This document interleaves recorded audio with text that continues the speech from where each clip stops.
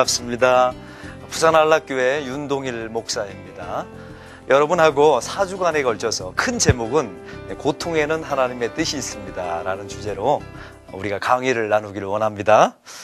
첫째는 고통의 유익에 대해서 나누기를 원하고요. 두 번째는 도대체 우리가 신앙인으로서 고통에 대해서 어떤 질문들을 가지고 있는가, 또 이런 제목으로 나눠보고요. 또 세 번째는 궁극적으로 하나님의 사람들은 고통을 어떻게 해결할 것인가, 이런 주제이고요. 마지막에는 우리 일생에 있어서 고통을 레슨으로 여긴다면, 수업으로 여긴다면 어떤 자세로, 또 어떠한 방법으로 이겨낼 것인가, 이런 방법으로, 이런 과제로 4주에 걸쳐서 우리가 말씀을 나누길 원합니다. 좋으시죠?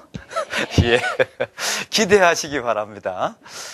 사실 목회를 하면서 우리 교인들이 가장 많이 고민하고 어려움을 느끼고 관심이 많은 주제가 고통이라는 주제더라고요. 다른 주제에 대해서 강의하고 설교할 때보다 이 고통이라는 주제로 설교할 때 사람들의 눈이 이렇게 반짝반짝하고요. 또 관심이 많다는 사실을 알게 되었어요. 왠가 봤더니 그 교인들의 삶 가운데 고통이 없는 사람들이 없었던 겁니다. 말하지는 않았지만, 또 드러내지는 않았지만 삶 가운데 고통이 다 있었던 것이죠. 독일의 신학자이면서 또 독일의 목사님이신 틸리케라고 하는 목사님이요, 하루는 미국을 여행하게 됐어요. 여행을 다 지난 후에 사람들이 물어봤죠. 틸리케 목사님, 미국 그리스도인들에게 약점이 있다면 도대체 어떤 약점이 있습니까? 이렇게 물어봤다는 거예요. 도대체 어떤 약점이 있다고 대답했을 것 같습니까? 잘 모르시겠죠? 이런 약점을 얘기했어요. 미국 그리스도인들에게는 고통에 대한 부적절한 견해를 가지고 있었다. 이 표현을 한 거예요. 부적절한 견해.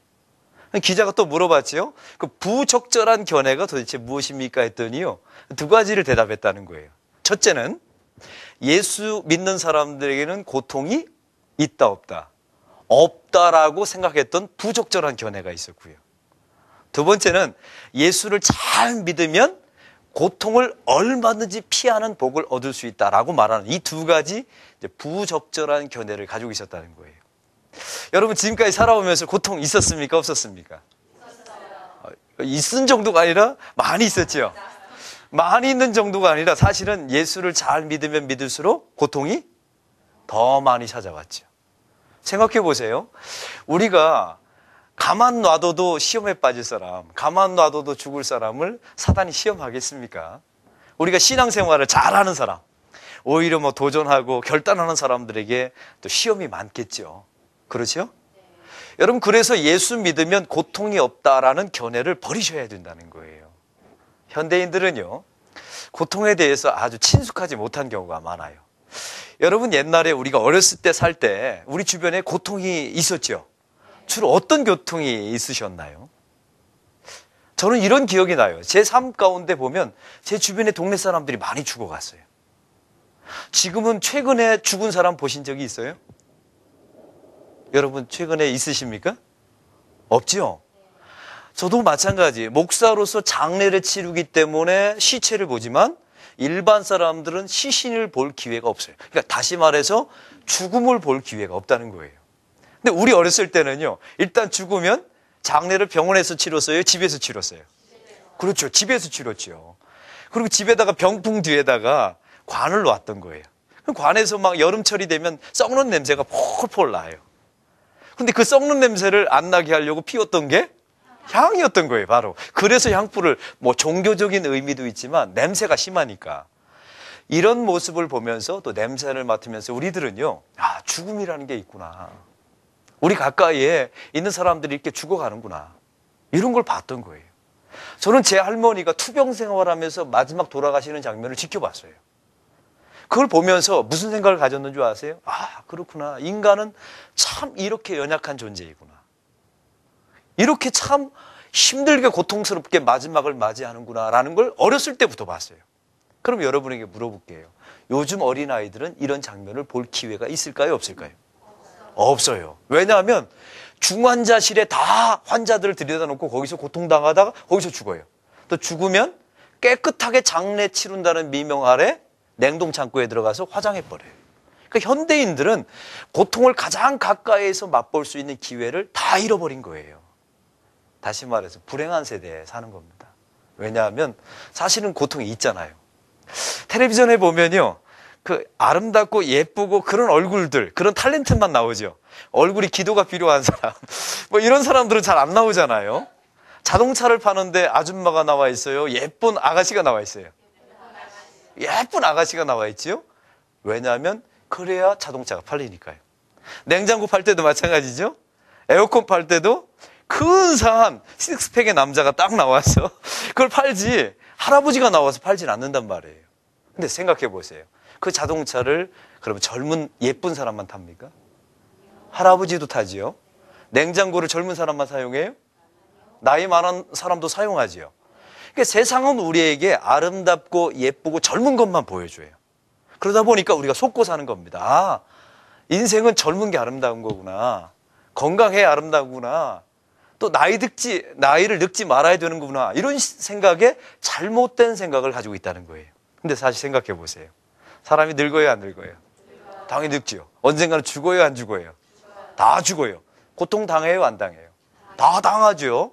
그러니까 이런 것들을 다 현대인들이 잊어버리고 살도록 문명이 만들었다는 거예요. 여기에 속으시면 안 된다는 겁니다. 아멘. 여러분 꼭 잊지 마세요. 고통은 예수 믿는 사람들에게도 있다. 그리고 예수를 잘 믿어도 고통은 우리에게 다가올 수 있다. 고통을 피하는 것만이 복은 아니다. 아, 이제 정리가 잘 되셨죠. 그러면 타 종교들은 고통에 대해서 그럼 어떻게 생각할까요? 불교는 예를 들면 하루는 이런 일이 있었답니다. 동네에 한 여인이 자기 가족이 죽은 거예요. 너무 고통스러워서 아들이 죽었기 때문에 고통스러워했어요. 근데 부처에게 이런 말을 했답니다. 부처님, 저를 좀 위로해 주세요. 했더니 부처가 이런 말을 했다죠. 혹시 기억나는 분 계실 거예요. 저 세상에 내려가서 죽음을 한 번도 경험해 보지 못한 집에 가서 쌀 한 대만 얻어오면 내가 너를 위로해 주겠다. 여인이 이제 동네를 다 찾아가 본 거예요. 근데 죽음의 그림자가 없는 집이 있었을까요? 없었을까요? 없었어요. 다 죽음의 그림자가 있었던 거예요. 그걸 보고 여인이 찾아와서요, 부처님, 제가 해답을 얻었습니다 라고 말했다는 거예요. 그럼 어떤 해답일까요? 죽음과 고통을 숙명과 운명으로 받아들였다는 거예요. 이게 세상의 종교가 가지고 있는 고통에 대한 관점입니다. 세상 모든 종교는 받아들여라, 운명이다, 숙명이다, 피할 수 없다, 이렇게 말했다는 거예요. 그럼 기독교는 도대체 뭐라고 말할까요? 제가 시편 119편 71절을 찾아왔어요. 제가 한번 읽어볼게요. 고난당한 것이 내게 유익이라. 이로 말미암아 내가 주의 율례들을 배우게 되었나이다. 아멘. 여러분 보세요. 고난당하는 것이 시편 기자는 뭐라고 말했다고요? 유익이라. 나에게 도움이 되었다는 거예요. 이 고난을 통하여 내가 하나님의 율례를 알아가게 되었다는 겁니다. 또 시편 119편 67절에 보면 이런 말씀이 있어요. 고난 당하기 전에는 내가 그릇 행하였더니 이제는 주의 말씀을 지키나이다. 무슨 말이에요? 내가 고난받기 전에는, 고통받기 전에는 죄 짓는데 마음껏 돌아다녔다는 거예요. 근데 고통을 딱 당하는 순간부터는 이제는 내가 여호와의 말씀을 아주 철저하게 지키는 사람, 하나님을 경외하는 사람, 또 하나님을 두려워하는 사람이 되었다는 거예요. 아멘. 이런 내용이 담겨져 있죠. 또 야고보서 1장 2절에 보면 내 형제들아 너희가 여러 가지 시험을 만나거든 온전히 기쁘게 여기라. 이런 말씀이 나와 있어요. 그럼 보세요. 고통당하는 사람에게, 여기 고통당하는 사람이 있어요. 근데 이 사람에게 이런 말을 하는 겁니다. 집사님, 고통이 집사님에게 유익이 될 겁니다. 집사님, 이제 고통당하면 죄 더 이상 안 짓게 될 겁니다. 말은 맞죠? 근데 이 말에 진짜 위로를 받을까요? 안 받을까요? 못 받아요. 왜냐하면 이거 약 올리는 거예요. 사실 고통당하는 사람은 지금 죽도록 힘든데, 정말 너무 힘든데 고통이 유익입니다라고 말하면 그걸 받아들일 사람이 누가 있겠어요? 근데 이 이야기를 누가 해야 은혜가 될까요? 어떻게 하셨어요? 고통을 당하는 본인이 이야기해야 돼요.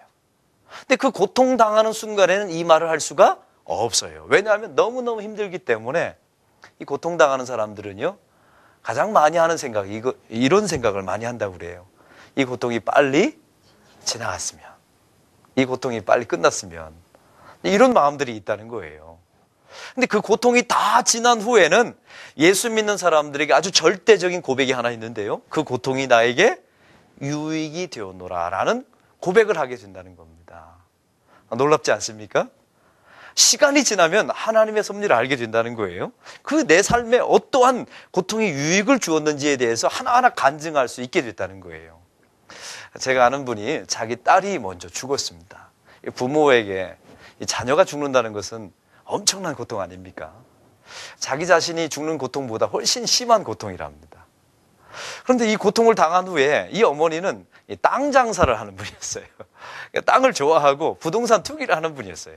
돈에 대해서 해박하고 뭘 하면 돈이 보이는지 다 보인답니다. 근데 이분이 무슨 말을 하는 줄 아세요? 목사님, 내 딸이 죽고 나서 보니까 세상에 보이지 않던 것들이 보입니다. 이런 말을 하더라고요. 제가 말했죠. 도대체 무엇이 보입니까? 했더니 목사님, 하늘이 보입니다. 이런 말을 하는 거예요. 그 여기서 말하는 하늘이 뭘까요? 천국이 보인다는 거예요. 예전엔 내가 죽어서 천국 가고 싶다는 소망과 그런 꿈을 한 번도 꿔본 적이 없었답니다. 근데 자기 자녀가 딱 죽는 순간부터 그 자녀가 남겨준 선물이 하나 있었다는 거예요. 그게 하늘이 보이고 이제 하나님 나라를 소망하며 살게 되었다는 것이죠. 얼마나 귀한 일입니까? 그러므로 마지막 결론이 뭐예요? 그분이 하는 말이 그 고통이 다 손해인 줄 알았어요. 그리고 나에게 고통인 줄만 알았는데 나에게 유익이 되었다는 거예요. 사도 바울 한번 보세요. 사도 바울이 자기 사역을 할 때 사도 바울은 엄청난 스펙을 가지고 있는 사람이었죠. 예를 들면 바리새인이었죠. 또 가멜리엘 문화에서 공부했던 석학이었습니다. 또 한 가지는요, 로마 시민권을 가지고 있었던 사람이에요. 그러니까 얼마든지 자랑할 수 있는 사람이었고요. 어떻게 보면 세상적으로도 가장 완벽한 조건을 가지고 있는 사람이에요. 근데 이 사도 바울이 결정적인 약점이 하나 있었다는 거 알고 계세요? 그게 사단의 가시가 있었답니다. 여러분, 얼마나 질병이 셌으면 이 사단의 가시라고 말했을까요? 여러분, 자기 질병을 사단의 가시라고 말하는 분들 계세요? 없었죠? 이 사단의 가시가 신학자들은 이렇게 말합니다. 그게 안질이었을 것이다. 어떤 사람은 왜냐하면 다메섹 도상에서 너무 강한 빛을 받기 때문에 아마 그것 때문에 안질이 생겼을 것이다 라고도 말하지만 그 원문에 보면요, 사실은 간질이었다고 말합니다. 그러니까 사도 바울이 설교할 때 불에도 넘어지고 물에도 넘어지고 설교하다가 막 발작을 일으키고 거품을 불었다고 한번 생각해 보세요. 사도 바울이 심정이 어땠을까요? 아마 굉장히 힘들었을 것 같아요. 더 부끄러웠고요. 그래서 하나님께 분명히 이렇게 기도했다고 성경에 나와 있죠. 하나님, 나에게 이 사단의 가시를 거두어 달라고 몇 번 기도했다고요? 3번 기도했다고 나와 있죠. 근데 하나님께서 그 기도를 들어주셨어요? 들어주지 않았어요? 들어주지 않았죠.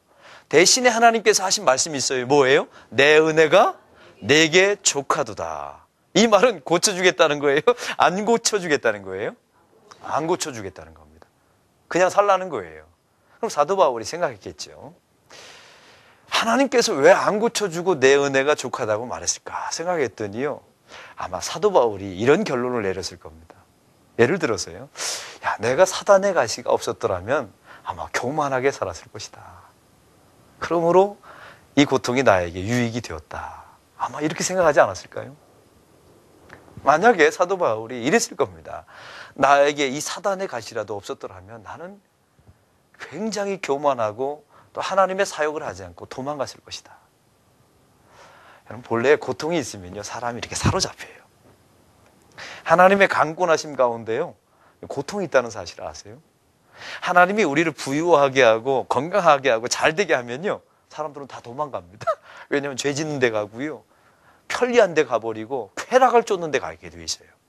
이 사람의 죄성이 사람을 본래 그렇게 만들어 놓거든요. 근데 사단의 가시를 통하여 사도 바울이 성령께 확 잡혀버린 거예요. 그래서 사도 바울이 내게 유익함이라 라고 고백하게 되었다는 것이죠. 할렐루야. 보세요. 사도 바울이 그러면 내 인생에 이것이 유익하였다라고 마지막 결론 지은 증명이 뭐냐면, 그 후에 한 번도 사단의 가시를 고쳐달라고 기도한 적이 없어요. 이게 내게 유익이다. 하나님이 나에게 주신 어떤 고통이지만 하나님이 나에게 주신 유익함이 있다라고 고백했다는 것입니다. 그러면 우리가 성경 전체를 보면요, 이 고통 때문에 유익을 받은 사람들이 참 많이 있어요. 누구냐면 모든 사람이 다 그래요. 여러분, 모세는 고통이 있었습니까? 없었습니까? 있었지요. 살인자로 쫓겨다니면서 미디안 광야에서 몇 년을 살아요? 40년을 삽니다. 그냥 40년을 사는 게 아니라 처가살이를 해요. 40년 처가살이 한 가정들이 있나요? 없잖아요. 40년 동안 광야에서 뭘 배웠냐면, 하나님, 저는 아무것도 아닙니다. 이런 것들을 배운 거예요. 고통의 자리, 40년 동안 철저한 고통의 자리에 처해 봤다는 거예요. 여러분, 또 요셉은요, 젊은 시기에 다 노예로 팔려다닙니다. 어렸을 때 노예로 팔려다니고요, 또 나중에 노예로 팔려가서 죄수가 됩니다. 그러니까 젊은 시기, 청소년 시기를 다 감옥에서 아니면 노예로 살아가요. 근데 그것이 요셉에게 유익이 되었어요, 안 되었어요? 되었어요. 어떤 유익이 되었을까요? 요셉이 전적으로 하나님을 신뢰하는 사람으로 만들어줍니다. 그리고 하나님께서, 요셉이 그러잖아요. 하나님 앞에서 내가 어찌 범죄하리요. 이 코람데오의 신앙을 갖지 않습니까? 그건 고통 속에서 얻은 유익함이에요. 여러분, 고통을 맛보지 않으면 내가 하나님 앞에서 어찌 범죄하리요, 이런 말이 쉽게 나오지 않습니다. 그러면 우리 신앙 가운데 주는 하나님의 이 고통의 유익이 뭘까요? 한번 정리해 보기를 원해요. 첫째는요, 이 고통 가운데 그릇 행하였다가 고통을 당하면 되돌아오는 유익함이 있어요. 동의하시죠? 죄 지어요? 저는 이런 생각이 들어요. 건강해서 죄 짓는 사람이 있으면 하나님, 차라리 다리 부러뜨려 주세요. 이렇게 제가 속으로 그런 생각이 들어요. 왜냐하면 다리가 부러지면 죄 지을 가능성이 적어요. 근데 교인들 가운데 보면요, 돈이 많아서 죄 짓는 일을 많이 봐요. 그럼 제가 속으로 그래요. 하나님, 차라리 저 돈 없애주세요. 그래야 죄를 덜 지으니까요. 고통 가운데 하나님의 율례를 찾아 다시 하나님께 돌아오는 사람들이 우리 주변에 많이 있어요. 우리 교회도 마찬가지죠. 고통 가운데 예수 믿기로 다시 결정하고 돌아온 사람. 어렸을 때는 예수 믿었다가 방탕하게 세상을 막 돌아다니다가 그걸 우리말로 속칭 한 대 얻어맞았다고 그러죠. 얻어맞고 돌아오는 경우가 얼마나 많이 있어요. 바로 그것이 고통의 유익함이에요. 우리 시편에 보면요, 여호와는 나의 목자시니 내게 부족함이 없으리로다. 내가 사망의 음침한 골짜기를 다닐지라도 해를 두려워하지 않을 것은 주께서 나의 지팡이와 막대기가 되시나이다. 이런 말씀이 나와 있어요. 우리는 하나님이요, 내 일생에 지팡이가 되기를 원하시죠. 지팡이의 목적은 뭡니까? 인도하시고 지켜주시죠. 근데 이 막대기를 싫어해요. 왜냐하면 막대기의 역할이 뭡니까? 그렇죠. 어렸을 때 많이 맞아보셨군요. 때리고 매맞는 거예요. 그래서 여호와는 나의 지팡이시니 이렇게 기도를 하지만 여호와는 나의 막대기시니 이렇게 기도하는 사람이 없어요. 근데 사실 생각해 보세요. 막대기가 있었기 때문에 저와 여러분이 여기까지 오지 않았나요? 저는 그걸 믿어요. 저도 막대기가 없었다면 아마 제가 여기까지 목회자의 자리에 서지 않았을 겁니다. 막대기에 효능이 있다는 거예요. 그러므로 여러분, 살아가면서 막대기하고 싸우지 마세요. 왜냐하면 고통은요, 언젠가 우리에게 고통을 주는 유익이 끝나면 막대기는 어떻게 합니까? 그렇죠, 버려요. 부러뜨려 버리죠. 왜냐하면 목적을 다 잃어버렸기 때문에. 그래서 살아가면서 고통이 찾아온다고 해서 고통과 싸우지는 마세요. 그 대신 뭐라고 생각해요? 이 막대기를 통하여 하나님께서 나를 죄짓지 않게 견고하게 하나님 앞에 충성되게 만들어줬노라고 고백하셔야 된다는 겁니다. 또한 우리에게 이 고통이 주는 유익이 있어요. 그것은 겸손함을 가져다 준다는 거예요. 우리 주변에 한번 보세요. 고통당하는 사람들이 있는데요, 다 겸손해집니다. 암에 걸리거나 사업이 망하거나 이런 사람들이 갑자기 겸손해져요. 자세 자체가 겸손해지죠. 고통이 그 사람을 그렇게 만들어 놓은 겁니다. 사람들은요, 살아가면서 뭔가 이렇게 소유가 있고요, 자기가 스펙이 좀 쌓이면 자랑하고 싶은 마음이 있어요. 이게 이제 사람의 본성이지 않습니까? 여러분도 이렇게 세상 사람들보다 잘난 면이 있으면 자랑하고 싶어요? 숨기고 싶어요? 마음껏 자랑하고 싶잖아요. 근데 예수 믿는 사람들에게 결정적인 약점이 하나 있다면 자기의 신앙을 자랑하는 데 쓴다는 거예요. 본래 우리에게 하나님이 은사를 주시고 수많은 축복을 주시잖아요. 목적이 뭡니까? 자랑하라고 주신 거예요? 사실은 일하라고 주신 겁니까? 일하라고 주신 거잖아요. 그러니까 목적을 잘못 사용하면 우리 신앙에 아무런 도움이 없다는 거죠. 그래서 하나님께서는요, 고통을 통해서 우리를 겸손하게 하세요. 그래서 고통당하는 사람들은 일단 자세가 낮아집니다. 그리고 내가 얼마나 하나님 앞에 연약한 사람인가를 알게 되죠. 그리고 더 중요한 것은 하나님을 아주 전적으로 의지하는 사람이 돼요. 이 고통이 우리에게 주는 유익함의 내용입니다. 마지막 고통의 유익이 있어요. 그것은 고통이 은사가 될 수 있다는 겁니다. 은사의 의미가 뭡니까? 그걸 가지고 일할 수 있는 수단과 도구로 삼는다는 거죠. 세상 사람들은요, 고통 때문에 자살하는 사람도 있어요. 또 고통 때문에 절망하고 자기 인생을 포기하는 사람도 있죠. 근데 참 신앙적으로 보면요, 이 고통을 이겨내잖아요. 이겨내면 이 고통이 은사가 돼요. 하나님을 위해서 또 나와 똑같은 고통을 가지고 있는 사람을 섬기는데 도구가 됩니다. 이게 얼마나 신비입니까? 제가 목회했던 곳에 이런 일이 있었어요. 아까 그 어머니, 딸을 먼저 잃어버리고 이제 살아가신 어머니죠. 근데 이 어머니에게는요, 독특한 은사가 하나 있어요. 자녀를 잃고 슬픔 가운데 있는 사람들을 위로하는 은사가 있는 거예요. 제가 어떤 장례를 치렀냐면요, 아이가 태어났는데 탯줄에 목에 감겨가지고 아이가 태어나자마자 3주 만에 아이가 죽었어요.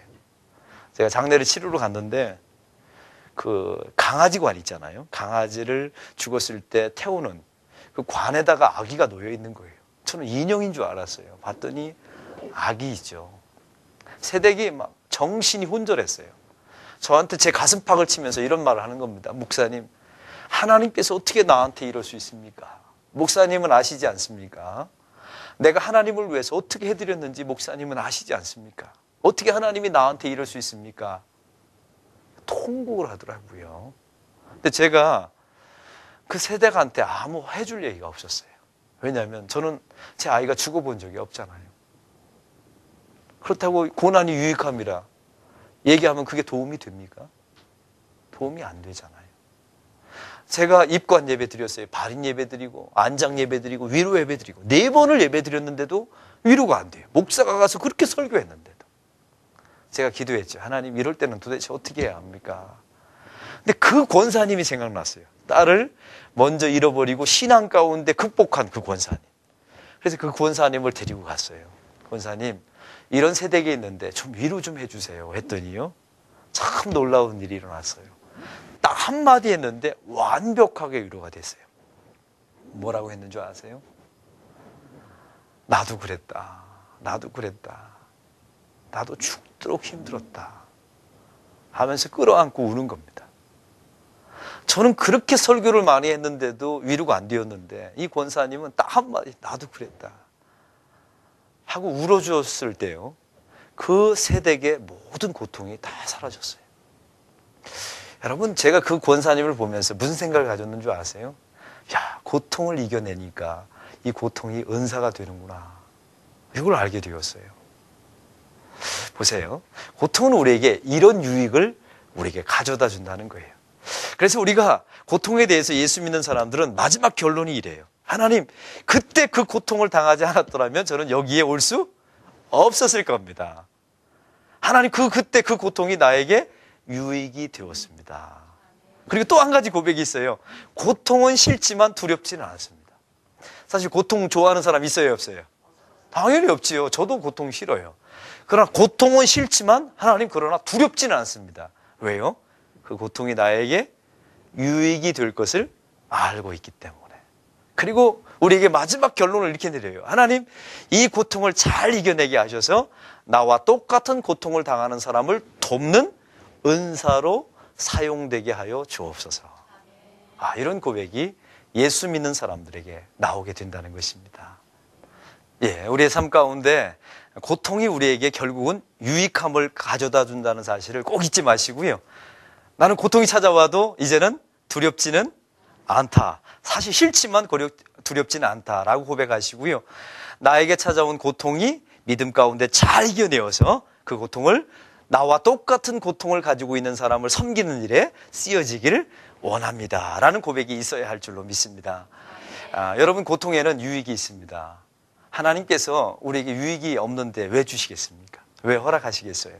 고통이 찾아오게 되면 신앙 가운데 잘 이겨내시고요, 우리 주변에 있는 고통당하는 사람을 잘 섬기는 여러분이 되기를 부탁드립니다. 우리 다음 주에 다시 뵙겠습니다. 우리 감사합니다.